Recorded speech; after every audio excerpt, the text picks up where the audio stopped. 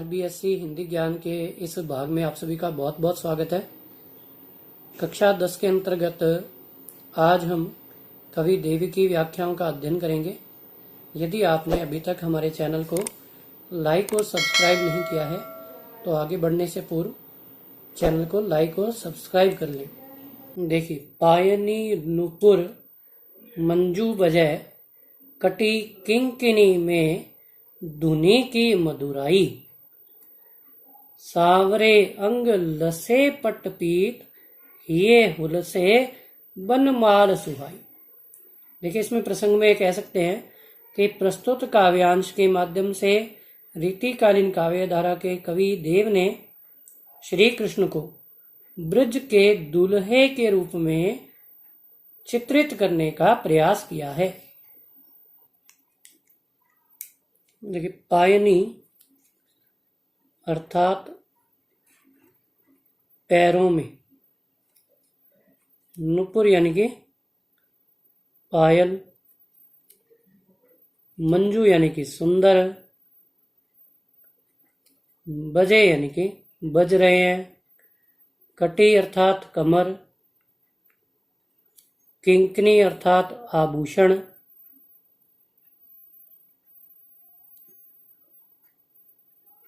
धुनी अर्थात ध्वनि, मधुराई यानी कि मधुर।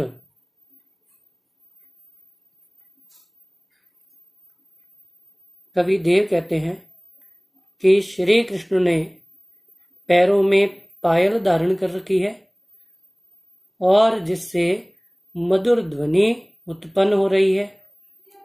उनकी कमर में कमर का आभूषण मधुर ध्वनि उत्पन्न कर रहा है। सांवरे अर्थात सांवले, अंग अर्थात शरीर, लसे अर्थात सुशोभित होना,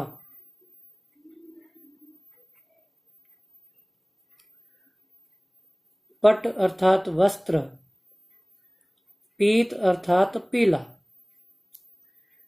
कि जिनके सांवले शरीर पर पीला वस्त्र अर्थात पीतांबर शोभा पा रहा है। ये अर्थात हृदय, हुलसे अर्थात सुशोभित होना, बनमाल अर्थात वन के फूलों की माला,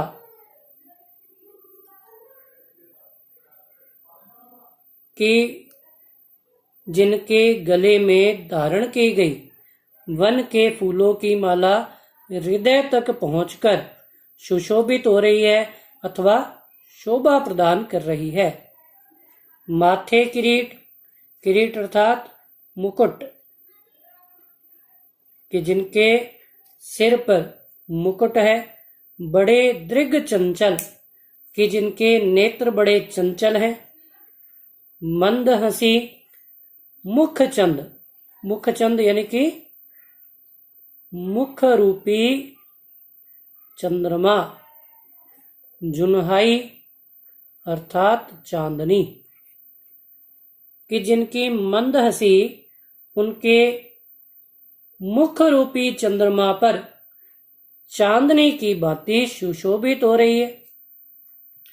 जय जग मंदिर, जग मंदिर अर्थात जगत रूपी मंदिर,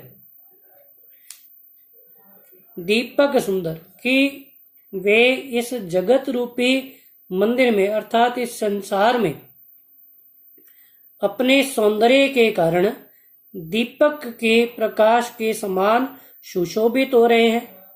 श्री ब्रज दूल्हा देव सहाय, कवि देव कहते हैं कि वे श्री कृष्ण जो ब्रज के दूल्हे के समान सुशोभित हो रहे हैं, वे सभी के सहायक हैं, अर्थात सबकी सहायता करने वाले हैं। अतः वे श्री कृष्ण मेरे भी सहायक सिद्ध हों और मुझे भी मोक्ष प्रदान करें। देखिए विशेष में कह सकते हैं कि कवि देव की ब्रज भाषा का प्रयोग हुआ है काव्य में। अब देखिए मुख चंद, मुख रूपी चंद्रमा, तो यहाँ रूपक अलंकार का प्रयोग हुआ है। ये हुल से ह वर्ण की आवृत्ति है। अनुप्रास अलंकार, पट्टपीत, पट्टपीत में भी आपका अनुप्रास अलंकार का प्रयोग हुआ है। देखिए अगली व्याख्या। देखिए इस व्याख्या में देखिए प्रसंग में इसमें कह सकते हैं कि प्रस्तुत काव्यांश के माध्यम से गोपियों ने श्री कृष्ण के रूप सौंदर्य के प्रति आसक्त हुई अपनी आंखों की दशा का चित्रण किया है। देखिए धार का अर्थ है प्रेम रूपी रस की धारा। धाय का अर्थ है दौड़कर। धसी का अर्थ है प्रवेश करना। निर्धार बिना किसी आधार के। देखिए गोपियां कहती हैं कि हमारी आंखें श्री कृष्ण के प्रेम रूपी रस की धारा में शीघ्रता से बिना किसी आधार के प्रवेश कर गई हैं। जाए फसी उकसी न अबेरी। अबेरी का अर्थ है निकाले जाने पर।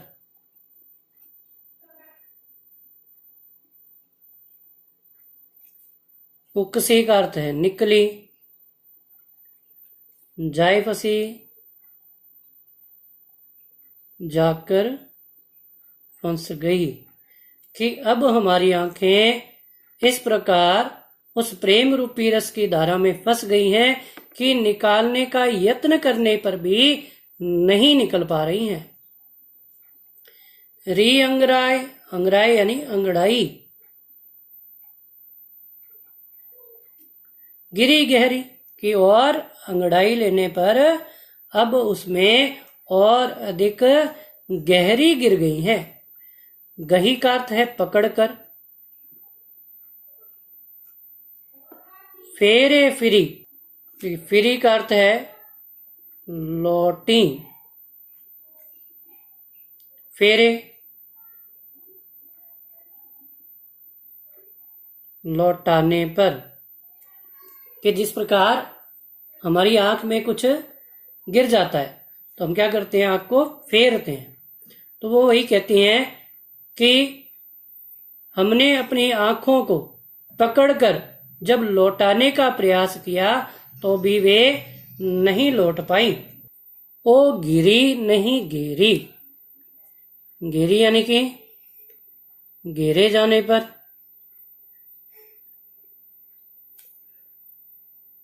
और गिरी पकड़ में आई, कि आंखों को घेरे जाने पर भी वे पकड़ में नहीं आई। देव कछु अपनो बसना, रस लालच लाल चिते बई चेरी। चिते का अर्थ होता है देखना। चेरी अर्थात दासी। रस लालच रूप रस की लालची। लाल अर्थात श्री कृष्ण। एक गोपिका अपनी सखी से कहती है कि हे सखी, अब मेरी आंखों पर मेरा कोई वश अथवा नियंत्रण नहीं रह गया है, क्योंकि वह श्री कृष्ण के रूप के रस की लालची होकर उन्हें देखकर केवल उनकी ही दासी बनकर रह गई हैं, अर्थात केवल उन्हीं के अनुसार आचरण करने लगी हैं। बेगी ही बूढ़ी गई पखियां, पखियां यानी कि पंख। अखियां मधु की मक्खियां, मधु की मक्खियां यानी कि मधुमक्खी।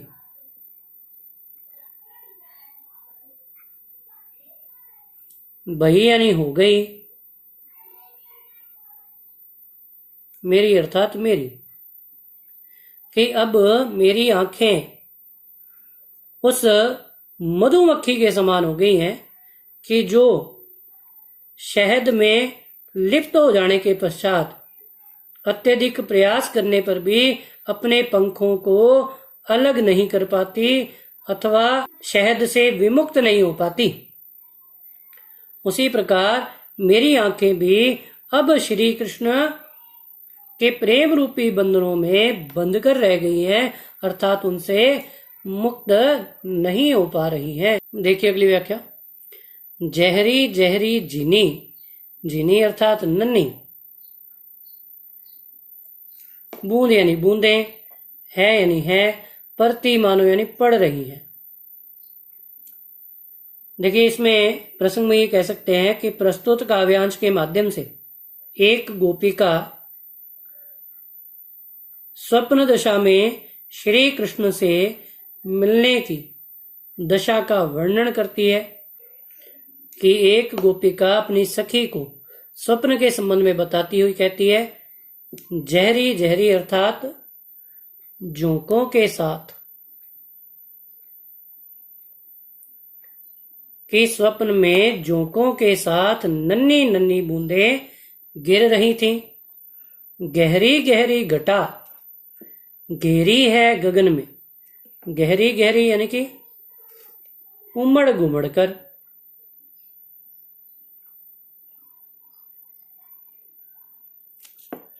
घटा यानी घटाएं, घेरी है अर्थात घेराई है, गगन में अर्थात नभ में, कि नभ में उमड़ घुमड़ कर घनघोर घटाएं घेराई हैं। आनी कह्यो, आनी यानी आकर, कह्यो यानी कहा। श्याम मोसो, श्याम अर्थात श्री कृष्ण, मोसो अर्थात मुझसे, चलो झूली बे कुआजू, कि ऐसे मन भावन मौसम में श्री कृष्ण ने मुझसे आकर कहा कि चलो आज झूलने चलते हैं। फूली ना समानी, फूली ना समानी अर्थात अत्यधिक प्रसन्न होना।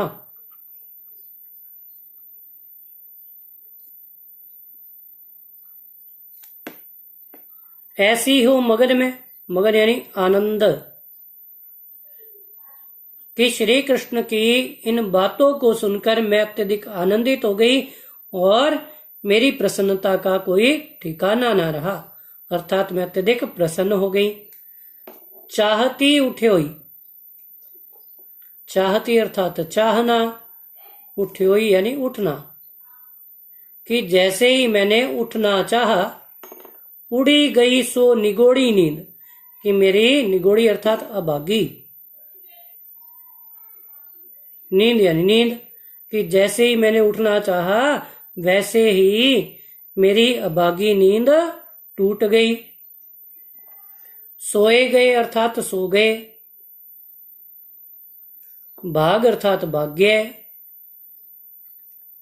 मेरे जागी वा जगन में, कि इस जगत में संसार में जागते ही मुझे ऐसा प्रतीत हुआ कि जैसे मेरा भाग्य ही अभागा हो गया हो, मेरा भाग्य ही सो गया हो। आंखी खोली देखा तो, कि जब मैंने आंखें खोलकर देखा तो घन है ना घनश्याम, कि वहां ना तो मेघ थे और ना ही श्री कृष्ण थे। वेई छाई बूंदे मेरे, कि स्वप्न में झरती हुई बूंदें,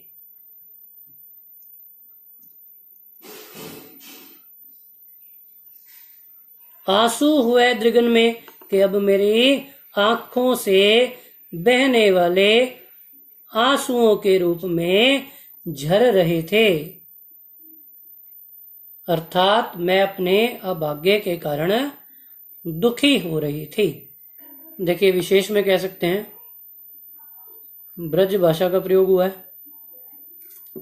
और सोए गए भाग मेरे जागी वा जगन में, कि जागने के पश्चात भाग्य का सो जाना। इस पंक्ति में आपका विरोधाभास अलंकार है।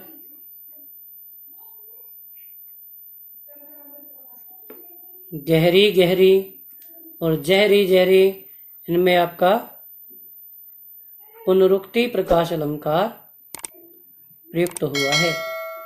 आशा करता हूं कि कवि देव की व्याख्याएं आपको भली भांति समझ में आई होंगी। धन्यवाद।